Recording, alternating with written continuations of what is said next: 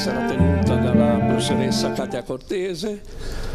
La professoressa Cortese fa parte del Dipartimento di Medicina Sperimentale dell'Università di Genova, è docente di anatomia umana, si occupa di morfologia a vari livelli e quindi rimane nel campo dell'anatomia umana, però con agganci anche ad aspetti artistici, letterari.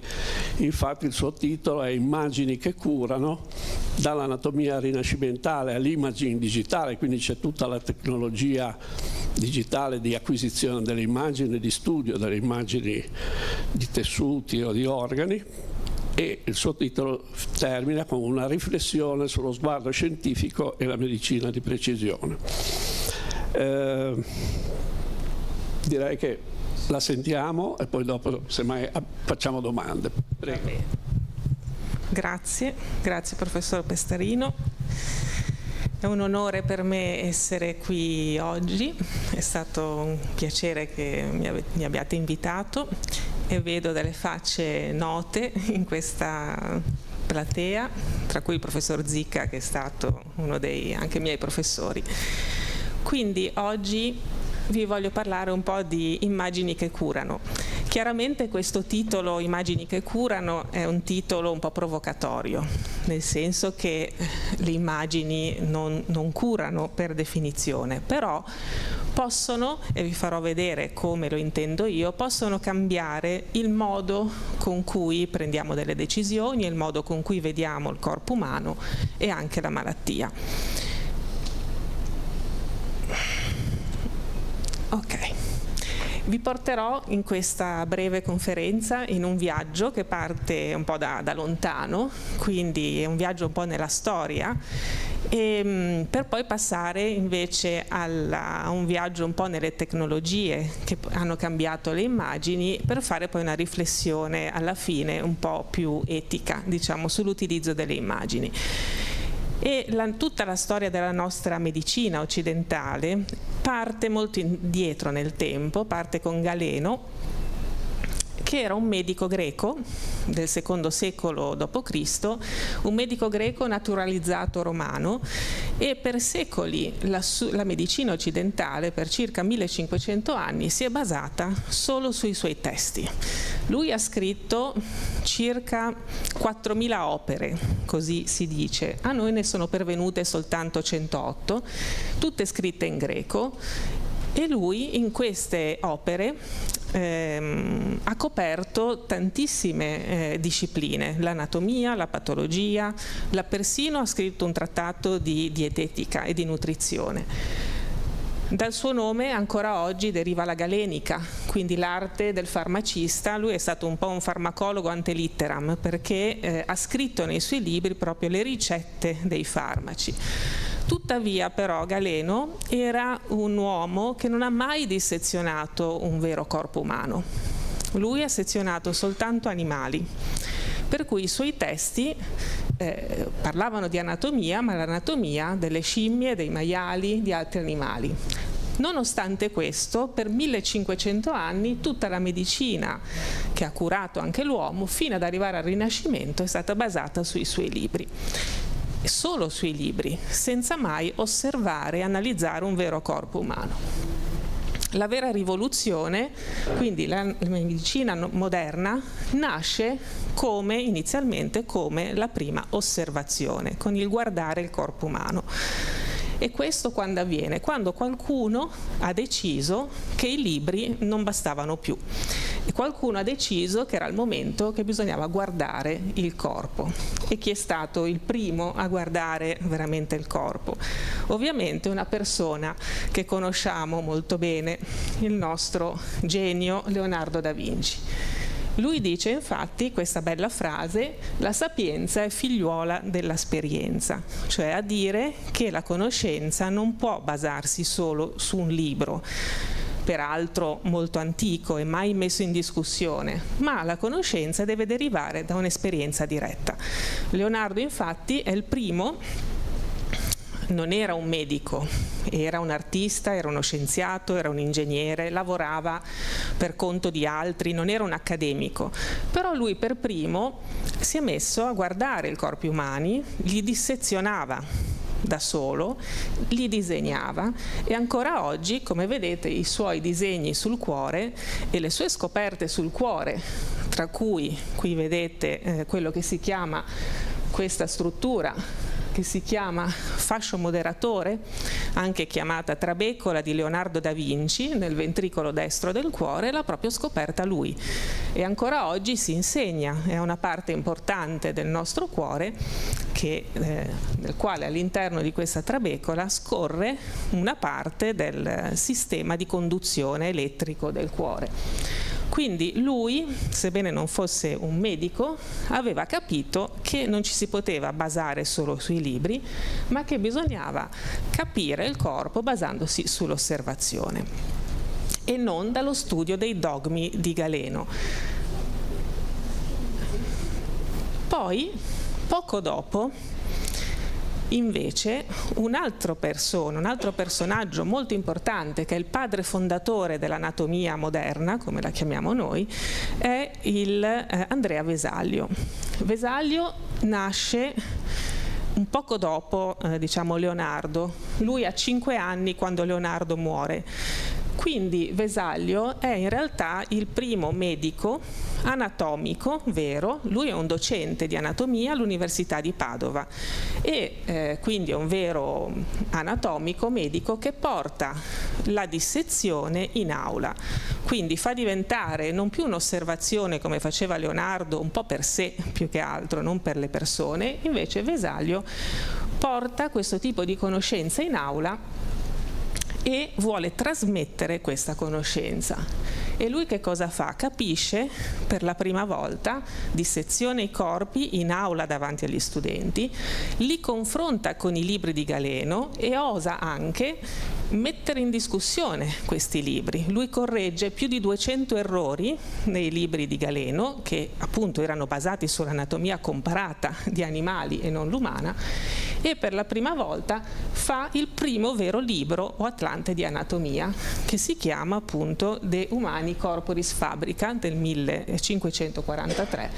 Questo è lui, quando aveva 28 anni, che mostra un corpo. Come vedete da queste tavole, qui il corpo è mostrato nei vari strati, quindi lui è il primo che studia l'anatomia topografica, fa vedere i muscoli, le ossa, gli organi come l'occhio, il cervelletto separati, ma riesce nelle sue scritture a mettere già in relazione le parti anatomiche, a costruire una mappa coerente del corpo. Quindi il grande passaggio di Vesaglio è quello di cambiare proprio lo sguardo, di vedere un corpo dissezionato e di mettere in discussione i dogmi. E quindi da qui parte quella che è poi l'anatomia moderna come prima scienza visiva vera e propria. Questo libro è conservato in varie copie. La copia originale a Basilea, in Svizzera, dove è stato stampato per la prima volta. Ce ne sono diverse copie in tutto il mondo, tra cui a Padova, dove lui ha insegnato, uno anche al Metropolitan a New York e un'altra copia a Londra. E tra l'altro l'Università di Padova, se a qualcuno interessasse, lo ha messo online, lo ha scannerizzato tutto, è online e consultabile. Facciamo un salto in avanti nel tempo, arriviamo a circa nel 1800, diciamo quasi alla fine dell'Ottocento, dove Charcot, questo grande medico, Jean-Martin Charcot, è stato un neurologo, un celebre neurologo. Lui ha portato lo sguardo, quindi questo modo di guardare il corpo, non soltanto nelle dissezioni anatomiche, ma lui ha capito quello che era lo sguardo clinico, cioè ha capito che i pazienti andavano guardati e osservati. Lavorava in questo ospedale, la Salpêtrière di Parigi, e introduce appunto questo sguardo clinico, il guardare il paziente. Per fare cosa? Per categorizzare i sintomi Quindi cercava delle categorie e usava le immagini, usava la fotografia che a quel tempo era già stata, diciamo, introdotta. Aveva capito che la fotografia e quindi l'immagine costituiva per lui una vera prova scientifica. Lui infatti pronuncia questa frase: io sono solo un fotografo che fotografa diciamo, i sintomi dei pazienti per cercare di capirne la natura. E lui quindi aveva questa necessità di avere questa osservazione oggettiva, perché pensava che l'osservazione oggettiva, senza preconcetti, potesse portare ad avere una vera prova scientifica. Il suo metodo, che consisteva quindi nel correlare i sintomi in maniera molto meticolosa, li scriveva con le osservazioni anatomiche sulle autopsie, gli ha permesso questi sono i suoi scritti con le sue osservazioni, e come vedete ci sono sezioni disegnate di sistema nervoso. Lui è riuscito a scoprire malattie ancora oggi molto importanti, molto gravi, come la SLA, cioè la sclerosi laterale amiotrofica, che si chiama infatti malattia di Charcot, la sclerosi multipla, che è una malattia infiammatoria, e anche ha messo le basi, ha capito questa malattia genetica invece più rara, la Charcot-Marie-Tooth, che è una malattia che colpisce i nervi periferici di mani e di piedi. Ma il suo metodo poi si è ulteriormente sviluppato quando diciamo, si è messa a studiare la cosiddetta isteria. E l'isteria, adesso un termine che non si usa più, era una, diciamo, patologia che adesso ha un nome che è un po' ombrello su diverse patologie. Il suo sguardo, intanto lui che cosa fa? Dà una dignità a queste pazienti, perché fino a quel momento nessuno credeva che queste pazienti, diciamo, isteriche, cioè che avevano crisi dalle convulsioni all'epilessia, delle paralisi oppure dei disturbi motori nel linguaggio, nessuno credeva che fossero pazienti vere, pensavano tutti che fingessero. Invece lui ci crede, e questo bisogna dare atto che è stata una grande rivoluzione. E questa è una figura che mostra lui nelle sue famose lezioni del martedì nella Salpêtrière, con quella che è la sua, diciamo, quella che viene chiamata regina delle isteriche. Era la sua paziente prediletta, forse anche amante, che si chiamava Blanche Witness. E come vedete lui insegnava con le pazienti in aula, mostrando i sintomi a medici e a studenti. Però lui che cosa fa? Lui usa l'ipnosi non come terapia, ma lo usa come strumento per far vedere che utilizzando l'ipnosi queste pazienti lui poteva indurre o moderare i sintomi che queste pazienti avevano, perché lui aveva in qualche modo capito che questi sintomi non correlavano con nessuna lesione anatomica nel cervello evidente. E allora diceva: uso l'ipnosi e riesco a indurre o a diciamo ridurre questi sintomi. Quindi però che cosa successe anche in questo caso? Per fare questo studio, e con la sua passione per la fotografia, lui decise che voleva documentare i sintomi dell'isteria che vedeva qui attraverso delle fotografie. Quindi documentava le pose, i tremori, tutto quello che accadeva nelle pazienti, usando appunto queste tecniche di ipnosi o di suggestioni. Ma in qualche modo poi è stato molto criticato, in quanto lui, diciamo, un pochino forzava un po' la mano, mettiamola così, per rendere queste fotografie più verosimili, quindi chiedeva un po' alle pazienti di mettersi nelle pose diciamo, di spingere un po' sui loro sintomi per renderli più fotografabili. Aveva proprio un'equipe, un team di fotografi, quindi c'era lui come medico e il fotografo che fotografava le pazienti. Quindi l'immagine che lui creava e che si vede qui, questa è sempre la sua paziente Blanche Whitman, non sono proprio immagini neutre o totalmente oggettive, perché l'immagine è stata influenzata un po' dal contesto dell'epoca della clinica e un po' da quello che lui voleva far vedere. Ma non che queste pazienti non avessero i sintomi, li avevano, semplicemente lui per, diciamo, confermare la sua idea spingeva un po' tanto sul mostrare questi sintomi. Addirittura successe che proprio questa paziente famosa, Blanche Whitman, quando Charcot morì, quindi gli sono spariti tutti i sintomi, quindi non aveva più nulla, quindi a dire che forse o non li ha mai avuti o comunque che c'era tanta suggestione anche in questo metodo. Tra l'altro Blanche Whitman ebbe una storia un po' particolare, perché continuò, quando guarì, dopo la morte di Charcot, continuò a lavorare in questo ospedale insieme al fotografo di Charcot. Questo fotografo divenne in quel momento il capo del reparto di radiologia, dove lavorava Marie Curie con i raggi X.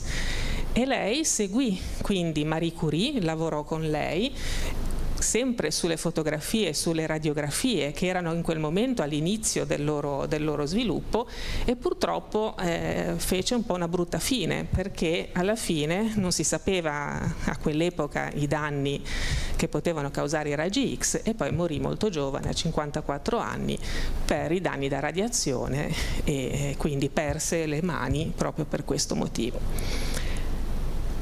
Quindi Charcot aveva già capito un qualcosa che adesso le moderne scienze cognitive ci dicono in modo esplicito, cioè che il vedere e osservare è un atto cognitivo, cioè quando noi guardiamo con i nostri occhi, la percezione visiva che abbiamo è un processo attivo, noi non registriamo solo delle immagini, ma il nostro cervello coinvolge memoria, aspettative, attenzione, quindi le immagini, ciò che noi vediamo non è mai un atto passivo, ma è un atto invece cognitivo.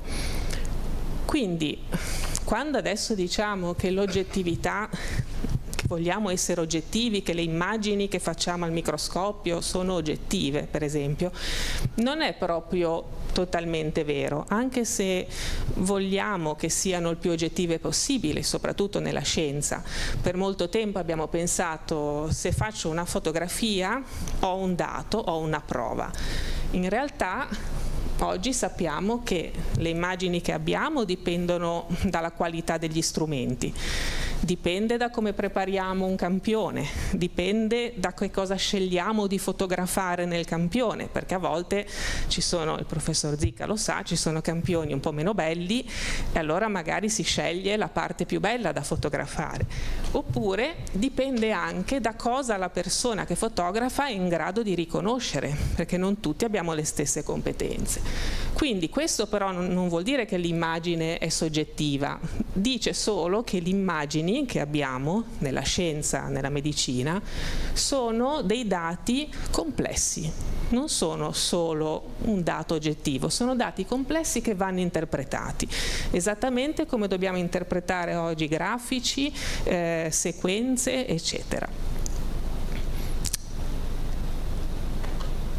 A un certo punto della nostra storia c'è un'altra rivoluzione. Come Vesalio quindi aveva deciso che non si poteva solo studiare sui libri, ma anzi si doveva guardare e sezionare il corpo umano, c'è stato un altro momento in cui, con l'avvento della microscopia, la nascita dei microscopi, abbiamo iniziato a guardare di nuovo un qualcosa in un modo diverso, abbiamo di nuovo cambiato lo sguardo e abbiamo iniziato a vedere qualcosa che prima potevamo solo immaginare, e quindi è come fare una specie di zoom sempre più elevato, non soltanto nelle immagini, ma proprio in quello che possiamo vedere, quindi uno zoom concettuale oltre che tecnico.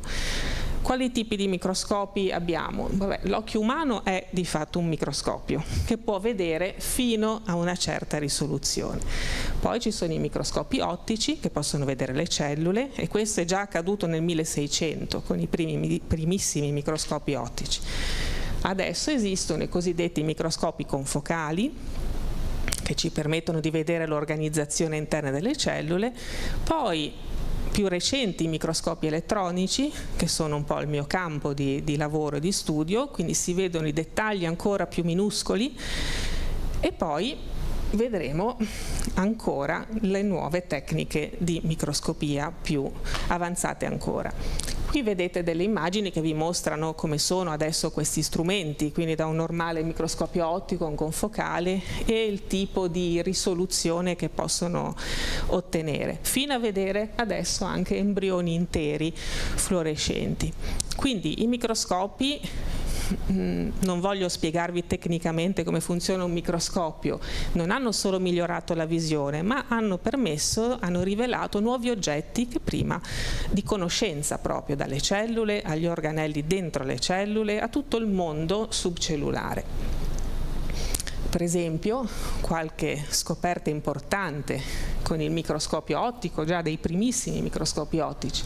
Marcello Malpighi, medico italiano, vive a metà del Seicento. Lui, con il suo piccolo microscopio, non aveva chiaramente la macchina fotografica, per cui lui al microscopio disegna la struttura interna del polmone, con gli alveoli e tutto, capisce, la disegna. Adesso questa è un'immagine attuale di come si vede la struttura interna di un polmone. Oppure un pochino più avanti nel tempo, siamo qui a fine dell'Ottocento e inizi del Novecento, questo medico Leveran, questo medico francese, identifica e fotografa il plasmodio della malaria, quindi questo agente infettivo che colpiva il mondo, in particolar modo anche l'Italia è stata molto colpita dalla malaria, e si vede il plasmodio della malaria all'interno dei globuli rossi con un semplice microscopio ottico. Lui prese il premio Nobel nel 1907, poi un pochino dopo un altro medico italiano famosissimo che è Camillo Golgi, oltre ad aver scoperto l'apparato del Golgi e altre strutture del sistema nervoso, Camillo Golgi riuscì a mettere in relazione le febbri intermittenti della malaria con lo stato di sviluppo del plasmodio. C'è il video qui. E qui adesso vediamo i microscopi un pochino più moderni, sempre ottici. Che cosa si può... non parte, sì. Ecco, i microscopi più moderni, sempre a livello ottico, mostrano, qui vi mostro l'inizio della vita. Questo è come si sviluppa un piccolo embrione di un piccolo pesce che si usa tantissimo nella ricerca, si chiama zebrafish. Qui vedete come le cellule sono colorate diversamente per far vedere che le cellule si dispongono durante lo sviluppo di questo embrione in zone specifiche, sanno esattamente dove andare e quando andarci. Queste verdi, vedete, si stanno disponendo lungo una linea e poi continuerà lo sviluppo di questo embrione. Quindi nella vita reale, diciamo, la biologia non è fare delle fotografie in 2D, la biologia è movimento, e guardarla anche muovendosi ci aiuta a capire che cosa poi succederà nella salute e nella malattia, come i tumori, che sono il mio oggetto di studio. Qui per esempio siamo di nuovo a livello di un microscopio ottico. C'è un video anche qui, per favore, grazie. Queste sono cellule tumorali della mammella che crescono in una piastra di coltura. Come potete vedere, crescono in maniera molto disordinata, molto velocemente, crescono le une sopra le altre, non sono ordinate come dovrebbero essere e molto velocemente prendono tutto lo spazio disponibile. Quindi questo tipo di studio ci aiuta anche a capire in maniera molto semplice come si comportano le cellule tumorali. Invece, sempre con i microscopi ottici possiamo anche capire come può funzionare una terapia. Per esempio, in queste immagini si vedono le stesse cellule che vengono trattate con un farmaco, il taxolo, che deriva dalla pianta, dal tasso, un importante farmaco che blocca la crescita delle cellule tumorali. Le ferma, non riescono più a dividersi, vedete questa cellula qui che a un certo punto sembra un po' impazzire e poi dopo un po' morirà. E quindi possiamo vedere attraverso il microscopio l'effetto in diretta dei farmaci. Perché tutto questo è importante? Che cosa ci dice? Perché così possiamo vedere le cellule vive, possiamo vedere come cambiano, come si comportano nel tempo, capire come rispondono ai farmaci, che è un po' il lavoro che faccio giornalmente, diciamo, nel nostro laboratorio. Quindi mi permette di collegare la morfologia delle cellule con la loro biologia e con le terapie odierne. Che cosa succede poi nel XX secolo e nel XXI adesso? Che cosa è cambiato rispetto a queste tecnologie? Stiamo andando ancora più nel dettaglio, facciamo ancora più zoom. Nasce il microscopio elettronico. Nasce nel 1931 a Berlino, sono due fisici, Ruska e Knoll. Ruska poi prenderà il premio Nobel, solo lui, nel 1986, quindi molto dopo, per la sua invenzione. Quindi realizzano il primo prototipo, poi il primo microscopio elettronico verrà commercializzato dalla Siemens nel 1938. Qui che cosa cambia? A parte la sua struttura, diciamo, la sua funzionalità tecnica, che adesso non vi sto a spiegare, cambia lo sguardo di nuovo con cui guardiamo, perché questo microscopio arriva fino alla scala nanometrica, il che vuol dire 1/1000 di millimetro o 1/1000 di metro, a seconda di come lo vogliamo dire. Ci permette di vedere un'architettura che si chiama in gergo ultrastruttura, molto dettagliata, di cellule, virus, materiali, ma come tutti i microscopi ha dei limiti. Non possiamo vedere cellule vive come prima. Il microscopio elettronico prevede che le cellule debbano essere trattate, diciamo, fissate, preparate in un modo tale per cui non le possiamo vedere più vive. Questo sotto è un microscopio moderno e identico a quello che abbiamo noi in laboratorio. Che cosa ha permesso di scoprire la microscopia elettronica appena è nata? Per esempio, qui in alto a sinistra vedete il cosiddetto mitocondrio, che è la centrale energetica delle cellule. Adesso è anche molto di più, però fondamentalmente produce l'energia della cellula.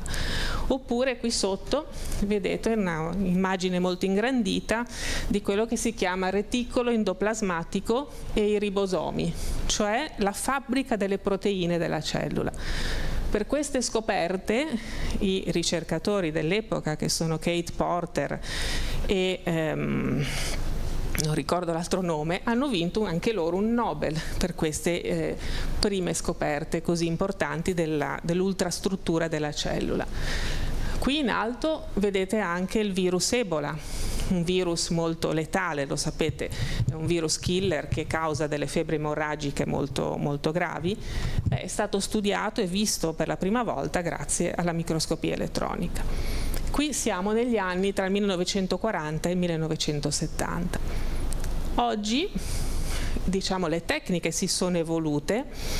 Oltre che vedere la struttura della cellula, possiamo utilizzare degli anticorpi che ci permettono di collocare nella struttura delle proteine che ci interessano, come quella che studiamo noi nel tumore della mammella, che si chiama appunto proteina HER2.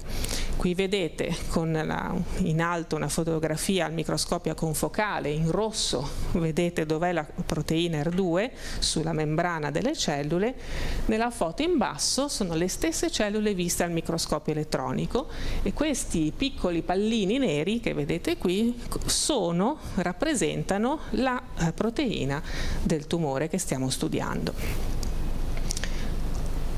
Oggi gli scienziati si litigano un pochino, diciamo così, su chi ha il microscopio migliore, il microscopio che è più potente. È una litigata un po' così, un po' inutile, diciamo, perché infatti c'è questa lite tra chi ha la super risoluzione rispetto a chi usa il microscopio elettronico, perché appunto i microscopi a super risoluzione permettono di vedere le cellule vive, permettono di andare molto nel dettaglio, ma il microscopio elettronico rimane comunque sempre quello che al momento ha la risoluzione più elevata di tutti. Quindi di fatto la lite è un po' così, un po' senza senso, perché non è chi ha il microscopio più bello o il microscopio più potente, ma è la domanda scientifica che c'è dietro, che dice a seconda della domanda che hai puoi usare un tipo di microscopio o un altro, non c'è il microscopio che risolve tutti i problemi. E adesso le nuove, diciamo negli ultimi anni, circa negli ultimi 10 anni, proprio per rispondere alle esigenze di chi studia nello specifico le neuroscienze e chi studia i circuiti neurali, come si formano, come si connettono nel nostro cervello. Per fare questo c'è stata l'esigenza di vedere al microscopio grandi volumi, quindi non solo una singola sezione o una fotografia in 2D, ma si vogliono vedere i volumi cerebrali con una risoluzione però altissima. E allora da qui nasce una nuova branca, diciamo, della microscopia elettronica che si chiama in inglese Volume EM, cioè microscopia elettronica volumetrica. Con questo tipo, e qui vedete una ricostruzione di circuiti cerebrali dopo una scansione, uno studio dell'encefalo grazie a queste tecniche. Qui c'è un video, di nuovo, questo è una parte, un viaggio dentro all'encefalo. So che è una figura, adesso un video difficile da comprendere. Questo che vedete è una parte dell'occhio della drosofila, che è il moscerino della frutta, che è un moscerino piccolissimo, però pensate a quanto è grande il nostro encefalo rispetto a quello di un moscerino della frutta, eppure per fare questa ricostruzione tridimensionale nel dettaglio di tutti i neuroni e andare così nell'ingrandimento per poi cercare di connettere tutti i circuiti, questi ricercatori ci hanno messo 6 mesi per fare solo questo video, più altri 3 mesi per ricostruire tutti i circuiti neurali. Quindi è un lavoro molto diciamo complesso tecnicamente e concettualmente, ma è un lavoro che appunto porterà sicuramente a degli sviluppi molto importanti. Oggi però che cosa si assiste? Oltre che l'imaging, diciamo le immagini, la biologia, soprattutto per lo studio dei tumori, sta un po' cambiando direzione, cioè vanno più di moda e sono sicuramente delle tecniche molto importanti, cioè la biologia per studiare i tumori non ci si affida più alle immagini soltanto, ma ci si affida alle cosiddette tecniche omiche. Voglio dire la trascrittomica, la genomica, la lipidomica, la metabolomica. Che cosa sono? Sono delle tecnologie che producono grandissimi numeri, cioè si possono avere tantissimi dati su popolazioni molto ampie, dove si può comparare come certi geni o certe proteine o certi RNA si modificano nel tumore verso un tessuto sano. Quello che però si perde con queste tecnologie è proprio la dimensione dello spazio. Io posso sapere su 1 milione di persone, per dire, quali geni sono cambiati e come, ma non so dove questo avviene, cioè non ho nessun tipo di contesto. Quindi, secondo me, la mia domanda è questa: ci stiamo perdendo qualcosa a ridurre lo studio dell'essere umano a una lista di numeri, invece che continuare a guardare e a osservare quello che succede? Quello che voglio dire è che queste tecniche oggigiorno sono fantastiche e potentissime perché sono statisticamente molto potenti e possono vedere tantissimi pazienti, tantissimi tessuti, ma l'imaging e le immagini offrono sempre, pur con una statistica minore, offrono un contesto, dicono dove avviene un evento, esattamente dove, e offrono profondità. Quindi queste due tecnologie, questi due modi di approcciare la scienza non possono andare separati, ma devono camminare insieme, uno completa l'altro. Cosa che è un po' complicata da far capire, diciamo, anche a chi finanzia la ricerca in questo momento. Per esempio, giusto per farvi un esempio, questo è un risultato da una procedura di omica, un risultato di una proteomica. Qui in blu, in questo grafico che si chiama Volcano Plot, ha questo nome così evocativo perché il grafico mostra una specie di vulcano. A sinistra qui, o alla destra anatomica, dipende come la diciamo, in blu si vedono delle proteine che sono diciamo meno espresse rispetto alla parte destra dove vedete le proteine che invece sono più espresse in un contesto tumorale. Però appunto non sappiamo niente di questo dove avviene. A destra invece vedete per esempio un'immagine presa al microscopio elettronico da noi, questo del nostro laboratorio, dove vedete 3 elementi che abbiamo chiamato la triade, cioè una parte di nucleo, un mitocondrio, quindi una parte che genera energia, e un lisosoma, che è un organello che degrada materiale. Queste palline nere che vedete dentro sono il farmaco che stiamo studiando. Quindi questa triade che cosa significa? Questa è una domanda che nessuna omica è in grado di risolvere. Una omica non dice che si forma una triade e non sa neanche che cosa vuol dire. Quindi questi due approcci, l'imaging cattura un contesto che le omiche non possono vedere e non vedono. Per questo servono entrambe. Quello che è l'imaging adesso moderno, soprattutto nei laboratori cellulari, non è più faccio una fotografia, ma è diventato proprio una specie di logica visiva. Io la chiamo, mi piace chiamarla logica visiva. Quindi, per esempio, una fotografia, uno studio di imaging può vedere anche delle strutture che sono rare, che non si trovano molto spesso, mentre nelle tecniche omiche questi fenotipi, questi modi, queste strutture rare vengono completamente perse proprio perché avete grandi numeri e quindi si diluiscono nel numero. Nel nostro laboratorio, adesso facciamo un piccolo zoom ancora, che cosa succede dentro una cellula?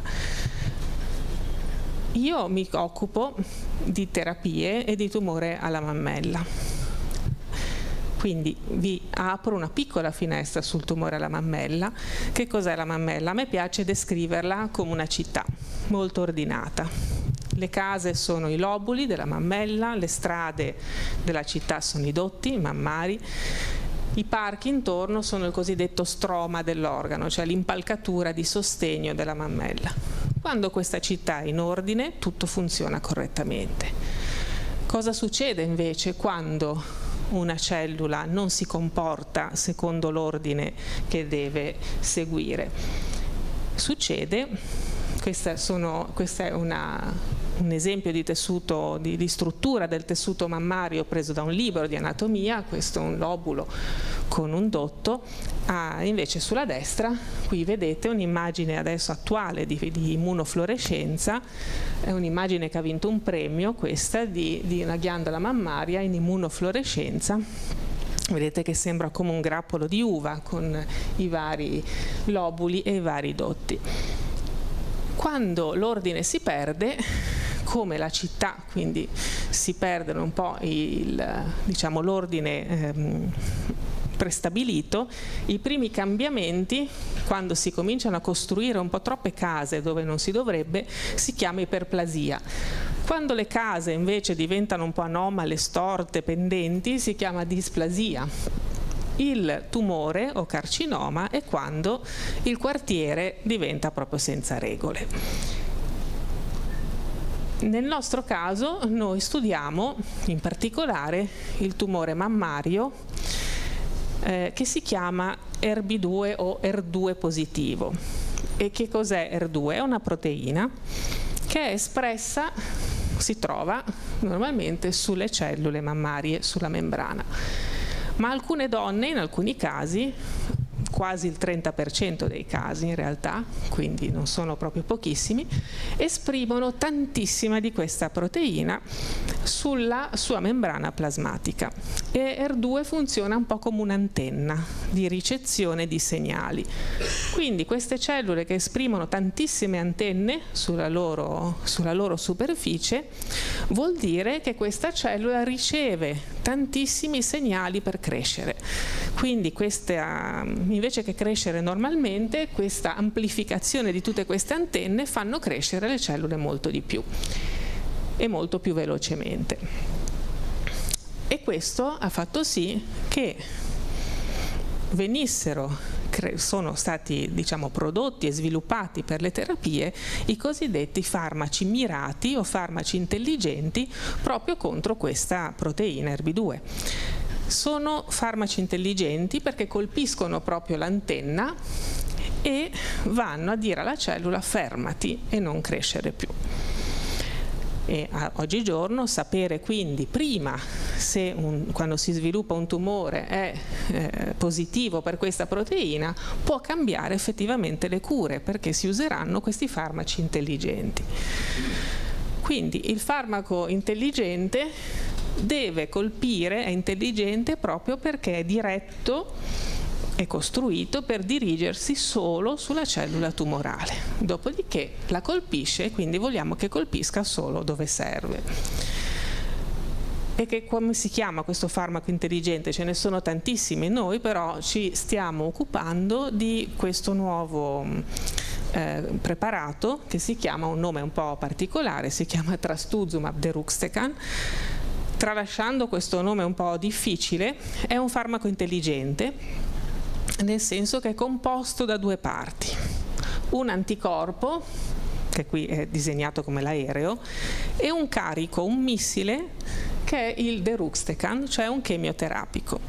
Quindi l'anticorpo si legherà all'antenna di ERB2, entra dentro la cellula e rilascia il carico, il missile guidato, solo quando è dentro la cellula. E quindi noi attraverso le immagini, attraverso i vari microscopi, andiamo a seguire questo farmaco da quando si lega all'antenna a quando entra dentro la cellula e colpisce e rilascia il suo bersaglio. Ma non solo vediamo questo, vediamo che cosa succede dentro la cellula quando il farmaco entra e procede per rilasciare il suo carico.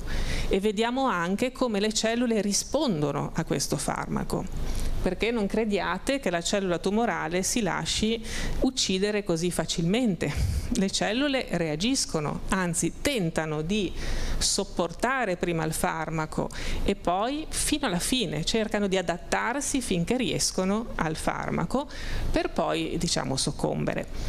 E noi questi eventi li vediamo. Se non ci fosse l'imaging, tutto questo sarebbe una bella storia molecolare, ma non vedremmo con i nostri occhi niente di tutto questo. Il farmaco, come vedete qui, si lega prima inizialmente alle antenne, per poi invece entrare dentro la cellula. Questi che vedete, questi grossi strutture si chiamano lisosomi, sono la destinazione finale del farmaco. I lisosomi, dentro i lisosomi, che sono un po' il nostro apparato digerente, come lo stomaco della cellula, sono acidi, rilasciano il carico. Qui il farmaco rilascia il carico che va a colpire il nucleo della cellula e a far, morire la cellula tumorale. Ma ci siamo anche accorti che questi lisosomi, una volta che il farmaco arriva, cambiano la loro morfologia. Ce ne sono di più grossi, di più piccoli, di rovinati, più rovinati, e questo cambiamento importante ci ha fatto pensare che forse non soltanto il lisosoma è il punto dove il farmaco rilascia il suo carico, ma forse anche un momento in cui la cellula vuole resistere a questo farmaco. Infatti le cellule imparano a difendersi. Tanto è vero che uno dei problemi maggiori delle terapie antitumorali si chiamano proprio resistenze ai farmaci. E quali sono queste resistenze? Ce ne sono purtroppo tantissime, ma tra quelle più note che stiamo studiando e che possiamo vedere proprio con i microscopi c'è il cosiddetto rilascio di queste piccole vescicole che si chiamano esosomi. Gli esosomi cosa sono? Sono delle piccole vescicole, ma proprio piccole, intendo nell'ordine dei nanometri di nuovo, quindi sono visibili soltanto con microscopi molto potenti. Sono come dei messaggi, dei piccoli pacchetti che le cellule tumorali lanciano soprattutto quando sono attaccate, aggredite da un farmaco antitumorale. La cellula rilascia questi pacchetti e va a segnalare alle cellule vicine per influenzare le cellule vicine, per prepararsi l'ambiente intorno per appunto muoversi e quindi per creare quelle che sono le metastasi, oppure anche per mandare dei segnali di aiuto. Le cellule tumorali chiedono aiuto alle cellule vicine attraverso il rilascio degli esosomi per chiedere aiuto, per venire in aiuto alla cellula tumorale per sopravvivere. Tuttavia gli esosomi sono messaggi, è un campo adesso studiatissimo, non soltanto nei tumori, ma abbiamo scoperto che gli esosomi si trovano anche normalmente nel nostro corpo. Sono nella saliva, sono nelle urine, sono nel latte materno, dove pare abbiano un influsso molto importante nel latte prodotto e quindi sul neonato. E quindi insomma sono anche strutture fisiologiche che abbiamo nel nostro organismo. Le cellule tumorali le usano appunto per condividere con altre cellule vicine i loro segnali di crescita, oppure per le resistenze, oppure possono in qualche modo segnalare la loro presenza. Sappiate che, almeno questo è quello che è stato studiato e visto, ogni esosoma di una cellula tumorale contiene in sé la firma, della cellula tumorale che l'ha prodotto. Quindi è come se la cellula lanciasse alle cellule vicine delle informazioni su se stessa e trasmettesse queste informazioni, che sono anche fatte di RNA, di DNA e soprattutto degli RNA e varie proteine, che sono un po' come se fosse una piccolissima copia della cellula tumorale. Oggigiorno infatti una branca di studio molto importante si chiamano biopsie liquide, cioè si sta cercando di isolare in maniera facile nel sangue, con un prelievo di sangue o anche nella saliva, si sta cercando di isolare gli esosomi o anche il DNA circolante o anche delle cellule tumorali per, capire in anticipo se una terapia sta funzionando, per esempio. E non è facile, perché nella saliva e nei liquidi non è così facile isolarli, non sono così tanti, poi sono molto piccoli, per cui ci stiamo lavorando, ma si spera che un domani, invece che dover fare biopsie alle persone o esami invasivi che costano tanto, magari un prelievo di sangue o un prelievo di saliva può essere un qualcosa di molto più semplice. e molto meno invasivo anche per un paziente. E questo è come si vedono gli esosomi al microscopio elettronico, sembrano delle piccole scodelline, come vedete sono questi piccoli pacchetti tondeggianti, nel loro interno c'è proprio la firma della cellula tumorale. Un altro tipo di resistenza che le cellule sotto stress da farmaco possono sviluppare, insomma le cellule, tutte le nostre cellule sono in grado di ripararsi se si rompono, per esempio il DNA si può riparare, abbiamo i meccanismi di riparo. Tutti i momenti nel nostro corpo ci sono cellule che si riproducono e si replicano male e il nostro organismo le elimina oppure ripara il DNA se è copiato male. Oppure che cosa fa la nostra cellula? È in grado di riciclare per creare energia nuova. Questo meccanismo di riciclo interno della cellula, una specie di sistema di pulizia interna della cellula, si chiama autofagia, dal greco mangio me stesso. Oppure se è troppo stressata può morire e basta. Ecco, il sistema di questo riciclaggio dell'autofagia, che si è visto e si è studiato proprio attraverso il microscopio elettronico per tanto tempo, la cellula sotto stress che cosa fa? Va in modalità di emergenza e inizia a degradare, a mangiare ciò che dentro la cellula non le serve più, diciamo, quindi organelli che non sono tanto funzionanti, oppure tutto quello che non serve veramente può eliminarlo e da questo creare energia per sopravvivere allo stress. Chiaramente non è un sistema che può andare avanti all'infinito, perché poi può andare in riserva la cellula, ma poi può soccombere. Però anche questo meccanismo fa parte delle resistenze ai farmaci e infatti è ciò che abbiamo notato nel nostro sistema di studio. Dopo che diamo per tanto tempo il farmaco, il trastuzumab deruxtecan, alle nostre cellule.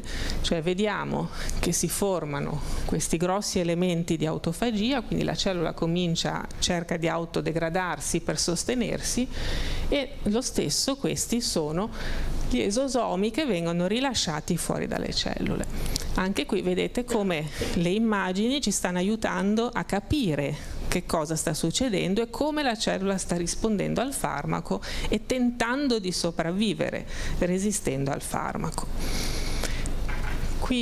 Quindi che cosa volevo dire? Che nonostante adesso, in questi ultimi anni, tutta la biologia e lo studio dei tumori si appoggia tantissimo su queste nuove tecniche chiamate di omica, la trascrittomica, la genomica, in realtà le immagini e i nostri studi con i vari tipi di tecnologie microscopiche ci stanno aiutando, non è solo un supporto di bellezza, ma ci stanno aiutando a capire come la malattia, come il tumore risponde ai farmaci.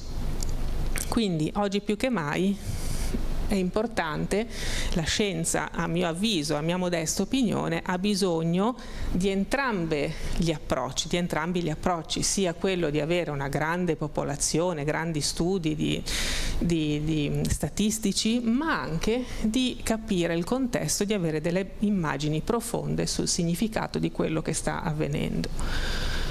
Quindi è mia opinione, che ovviamente questo è un mio pensiero, però quando cambia il modo e lo sguardo con cui guardiamo, cambia anche il mondo che vediamo, nel senso che ogni nuovo strumento, ogni nuovo microscopio, ogni nuovo avanzamento di tecnologia ci fa vedere delle cose che prima non esistevano per noi, magari sono sempre esistite ma non le riuscivamo a vedere. E soprattutto un microscopio più potente, voglio che passi questo messaggio, non serve solo a vedere più dettagli, ma può stimolare delle nuove domande scientifiche. Perché quando si vede un organello o questa triade che abbiamo visto, che prima non vedevamo, ci siamo chiesti ma che cosa vuol dire? Perché stanno insieme questi tre organelli? Si parlano tra di loro? Che cosa stanno comunicando? Quindi è una domanda che non poteva venire fuori da un esperimento solo di tecniche molecolari. E soprattutto, quindi, quando vediamo qualche cosa di nuovo, iniziamo a pensare al corpo, alla malattia, a quello che stiamo studiando, in un modo diverso. Infine, facciamo di nuovo uno zoom, torniamo dalla cellula, torniamo alla persona. L'immagine è uno strumento importante che guida le decisioni. Rimanendo nel campo del tumore mammario, le immagini sono molto importanti per lo screening e la prevenzione. E lo screening serve a trovare dei cambiamenti molto precoci nei tessuti, nella mammella, nelle cellule.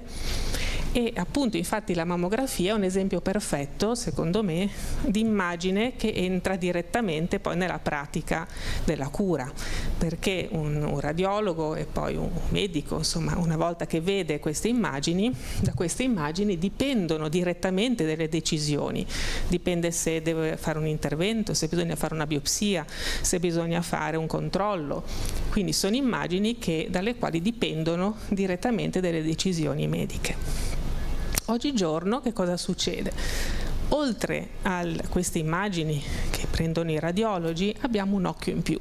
Quest'occhio in più si chiama imaging digitale, dove l'intelligenza artificiale ha introdotto un enorme aiuto nella diagnostica, soprattutto in questo tipo di diagnostica clinica, perché l'intelligenza artificiale, qui bisogna ammetterlo, è più brava di noi a leggere le anomalie delle immagini, a leggere dei pattern.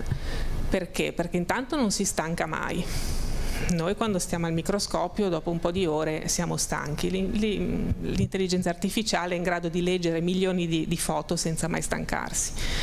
Quello che però non fa, non è capace, non è intelligente. È intelligenza artificiale, ma non è intelligente perché non comprende, cioè individua un'anomalia ma non sa che cos'è. Quindi è il medico e siamo noi che dobbiamo capire che cosa sta vedendo. Oltre a questo, l'intelligenza artificiale però, come tutte le cose che portano un grande progresso, ha in sé anche qualche pericolo. Cioè, possiamo ancora fidarci davvero di quello che stiamo vedendo? Vi ricordate poco tempo fa queste fotografie o questi video completamente creati dall'intelligenza artificiale, questo bacio tra la Meloni e Elon Musk, o il video di Trump a Gaza con le spiagge e le palme? Ecco, questi sono finzioni totali dell'intelligenza artificiale, ma ahimè si stanno riverberando anche nella ricerca scientifica. Un recentissimo articolo, Nature Nanotechnology 2025, hanno fatto proprio un esperimento apposta, questo è stato fatto apposta, dove hanno comparato, qui si tratta di materiali, nella riga di sopra vedete dei materiali fotografati, sono foto vere, quella riga di sotto sono immagini create con ChatGPT, quindi con l'intelligenza artificiale. E hanno fatto un esperimento, gli hanno dato in mano a 250 scienziati esperti di materiali e hanno detto: ok, qual è quella vera e qual è quella finta? Ebbene, le percentuali di riconoscimento sono 1 su 2, cioè alla fine era un po' casuale se riuscivano a riconoscerla o meno. Quindi vuol dire che l'intelligenza artificiale sta diventando talmente brava a creare delle immagini che anche i migliori esperti del settore fanno fatica a riconoscerlo. E questo pone un grosso problema scientifico anche. Per esempio, queste sono immagini di microscopia elettronica di una cellula, questa è la foto reale, questa a sinistra è la foto creata con l'intelligenza artificiale. Sono molto simili. Un occhio più esperto, per ora sono ancora riuscita a vederla che era finta questa immagine, ma tra un po' credo che non riuscirò più a capirlo. Le immagini dell'intelligenza artificiale sono un po' troppo perfette, mettiamola così. Invece chi lavora da tanto tempo con i microscopi sa che c'è sempre quella parte di immagine con un po' di sporco, c'è sempre quel pezzo di sezione che non è venuto bene. Invece qui è tutto troppo perfetto. Allora, È chiaro che nella scienza non ci si possono inventare gli esperimenti e i dati, eppure ci sono già stati dei casi in cui sono state trovate delle frodi scientifiche in questo.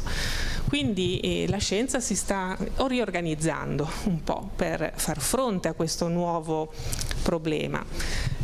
Cioè l'obbligo per esempio di dare alle riviste i dati grezzi, quelli proprio usciti dal microscopio e non le immagini manipolate, ma anche si sta chiedendo agli editori dei giornali di non pretendere sempre foto super perfette, perché la perfezione non è reale, okay? Una foto vera in realtà è una foto che ha sempre qualche imperfezione. E poi anche più attenzione nella replicazione degli esperimenti. Quindi di nuovo qui a dire che le immagini scientifiche, come tutte le immagini, non sono neutrali, okay? Sono derivate da decisioni, dallo strumento che si è usato, dalla persona che ha preso la foto, e quindi richiedono oggi più che mai, viste le potenzialità dell'intelligenza artificiale, di essere responsabili e integri. Quindi i problemi sono che si possono creare immagini false e sono sempre più difficili da capire quali sono vere e quali sono false. Gli strumenti di controllo, come vi dicevo, sono in evoluzione, e questo ha tutta un'implicazione culturale che abbiamo visto non solo nella scienza ma anche con questi video, fotografie che girano. Quindi la fiducia in quello che vediamo, diciamo, ma è vero oppure no? Ed è una domanda un po' importante. Quindi oggigiorno, e così concludo e vi lascio, dallo sguardo, siamo partiti dallo sguardo nel Rinascimento che partiva dall'osservazione. Oggi come deve essere lo sguardo? Deve essere responsabile. Quindi io mi immagino un morfologo nel futuro, deve avere sicuramente una competenza tecnica molto solida perché gli strumenti sono molto avanzati, ma deve avere anche una visione critica, deve saper ragionare e deve avere anche un'etica, sempre di più un'etica visiva. Quindi anche quando crediamo di fare delle immagini, di produrre delle immagini oggettive, dobbiamo sempre stare attenti e ricordare che stiamo producendo immagini che riflettono le nostre pratiche, le tecnologie del momento e anche un po' le aspettative che abbiamo. Concludendo, faccio un piccolo salto nel cinema e quando il cinema entra nell'immaginario collettivo, quando la scienza entra nell'immaginario collettivo. Questa è una piccola riflessione culturale. Oppenheimer, grande scienziato, grande fisico, ha capito, anche lui ha visto qualcosa che prima non c'era, ha visto le potenzialità dell'energia atomica, ha visto che cosa può succedere nel creare la bomba atomica. Anche qui l'energia, come al solito, come l'intelligenza artificiale, può essere usata bene, può essere usata male, e il cinema qui è uno strumento, una specie di strumento di imaging, se vogliamo dire, che mostra chiaramente non le cellule o diciamo, gli organelli subcellulari, ma mostra quello che è stata la responsabilità che ha avuto Oppenheimer nella scelta, nelle scelte che sono state fatte, quindi come questo ha impattato nell'immaginario collettivo, nella nostra storia, nella società. Infine, torniamo all'inizio, esiste davvero un'immagine che cura?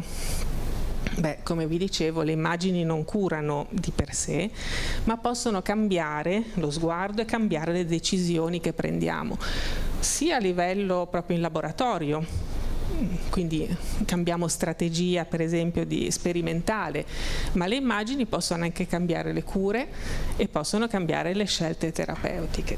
Quindi forse la vera domanda adesso non è più esiste un'immagine che cura, ma adesso con tutti gli strumenti che abbiamo e l'intelligenza artificiale, quale tipo di sguardo vogliamo coltivare come scienziati e come società?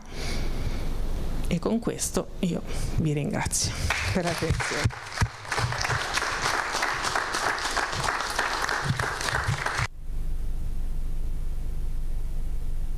Grazie molto per questo viaggio nel tempo relativo alle varie tecniche utilizzate, e però viaggio anche nelle capacità di risolvere un problema, in questo caso un problema patologico. Mi piace pensare, io ho iniziato come anatomo comparato e quindi a me la morfologia mi è sempre stata molto cara, quindi per conto mio sono d'accordo con la professoressa Cortese che mettere insieme dati morfologici con dati molecolari o informatici, big data, eccetera, è sicuramente la strada che bisogna seguire per poter interpretare dei risultati e dei ottenuti con le varie tecniche. Quello che mi inquieta è l'intelligenza artificiale che questa crea anche nuove immagini false, che può creare immagini false, quindi in questo caso ancora di più ci vuole l'attenzione da parte di chi studia, di chi fa ricerca, di poter capire, discernere e quindi decidere in maniera appropriata. Ci sono domande? No. Se posso dire una cosa soltanto, non è tutto negativo quello che fa l'intelligenza artificiale, anche chi crea le immagini, diciamo queste immagini finte. Ci sono molti studiosi, soprattutto i più informatici e i fisici, che creano apposta delle immagini finte per allenare gli algoritmi, quindi non lo fanno per frodare la scienza, ma lo fanno per insegnare meglio, cioè prendono delle immagini reali che magari sono poche, che hanno poca statistica, e da quelle immagini reali ne creano di artificiali, dichiarandolo però, per aiutare il modello matematico e l'algoritmo ad allenarsi. Quindi non è proprio tutto, però come per la bomba atomica, insomma l'energia atomica, sì, è vero che si usa per, non so, per esempio per la propulsione dei sottomarini, ma ha avuto anche degli usi, degli effetti sulla società e sul nostro mondo che tutti quanti sappiamo. Facendo un passo indietro, questi dati falsi non sono comparsi solo con l'intelligenza artificiale. Quando sono iniziate le tecniche, per esempio, di immunofluorescenza o di immunocitochimica, e si mandavano le foto alle riviste e c'era la possibilità di regolare la fluorescenza, l'intensità della fluorescenza, di eliminare quello che si chiama lo sporco, il rumore dell'immagine, con dei software. Però dopodiché le varie riviste hanno imparato a utilizzare altri software per poter capire se la foto era danneggiata. Anche per l'intelligenza artificiale io penso che comunque sistemi ci possano essere, ci saranno, indubbiamente. Credo che comunque l'interpretazione da parte di chi, dell'occhio umano, di chi lavora in un certo settore, è sempre molto importante, ed è importante di come si pone il ricercatore nei riguardi del problema che sta studiando, e quindi ritorno all'etica della professione, all'etica scientifica.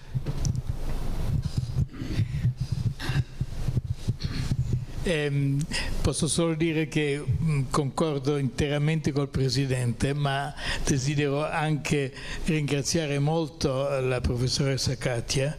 Bellissimo excursus dalla storia ai più avanzati progressi della morfologia ultrastrutturale, e credo che quello che ci ha detto è ovviamente non c'è conflitto tra gli omics e la struttura, ma bisogna intelligentemente complementare le due cose. Dunque questo è un grande challenge, ma un grande vantaggio dell'attuale tecnologia rispetto a quella che c'era ai miei tempi.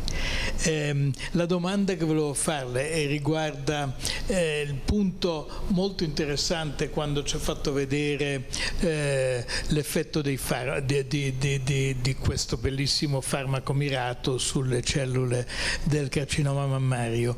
Lei ha detto che come resistono. Allora mi permetterei di dire c'è una differenza tra come reagiscono e come resistono, perché quella è la reazione, ma la vera e propria resistenza, quella che poi clinicamente ci imbarazza perché prelude al relapse, in generale è una mutazione, cioè è una mutazione che purtroppo viene selezionata dal farmaco proprio perché resiste al farmaco. Non so se è vero, ha ragione in questo, infatti ho usato un po' impropriamente forse il termine resistenze per dire che è un modo della cellula di reagire al farmaco, e infatti si è visto già alcuni ricercatori, ci sono già dei lavori pubblicati in particolare su questo farmaco.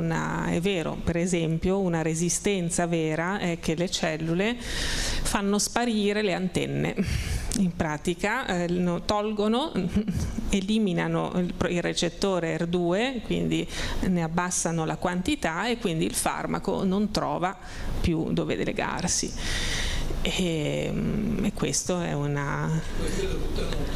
Esatto. Esattamente, sì. Bene. Sì. Vorrei porre la questione se nella storia della pittura certi aspetti dell'arte del ritratto possano essere visti come prefigurazioni della scoperta dello sguardo clinico, perché è chiaro che per i grandi pittori il ritratto non era semplicemente un ritratto fisico, era uno scandaglio dell'animo, soprattutto anche uno scandaglio di certe anomalie e patologie dell'animo. Pensiamo per esempio al bellissimo ritratto di Velázquez di Innocenzo X, quello sguardo autoritario in cui vibra in qualche modo un lampo di terrore anche. Quindi il ritratto potrebbe essere visto anche sotto un profilo di indagine scientifica. Penso proprio di sì, anche perché appunto nell'epoca in cui sono iniziate le prime dissezioni anatomiche sui corpi, non erano interessati solo i medici, ma erano gli artisti soprattutto che erano interessatissimi a questo argomento, partecipavano alle dissezioni anatomiche proprio per il loro lavoro, perché volevano conoscere e vedere il corpo da vicino e dentro. Quindi sicuramente penso che l'arte, il ritratto sia stato veramente importante. Bene, ci sono altri chiarimenti? Altre domande? No, bene, direi che comunque abbiamo fatto una bella carrellata di aspetti, sicuramente come conclusione, come diceva il professor Luzzatto, diciamo più operatori intervengono e più diverse tecniche interagiscono tra di loro, meglio si può arrivare in maniera più positiva ad un certo risultato. Quindi non c'è competizione tra un settore e l'altro, ma ci deve essere collaborazione, e questo purtroppo non sempre però avviene. A dire il vero, e poi concludo, già adesso nelle tecniche appunto queste omiche hanno già capito che serve la dimensione dello spazio, e infatti si stanno sviluppando queste tecniche che si chiama trascrittomica spaziale o proteomica spaziale, cioè nel vedere questi cambiamenti di RNA o di proteine sulle sezioni, quindi proprio nel tessuto. Quindi si sta aggiungendo la dimensione morfologica a queste tecniche. Ovviamente il problema sono sempre i costi, perché sono tecniche molto costose. Tutta un'altra serie di parametri che vanno al di fuori, diciamo, al di fuori dell'aspetto scientifico. Del problema scientifico. Bene, grazie alla professoressa Cortese. Vi ricordo che giovedì prossimo, 19 febbraio, ci sarà la dottoressa Laura Castellano, che è una curatrice del settore mediterraneo dell'Acquario di Genova, che ci parlerà delle nuove nidificazioni di caretta caretta in Liguria, segnali di cambiamento nel Mediterraneo. Caretta, beh, non enormi, ma sono abbastanza grosse, sì. Grazie e arrivederci. Buonasera.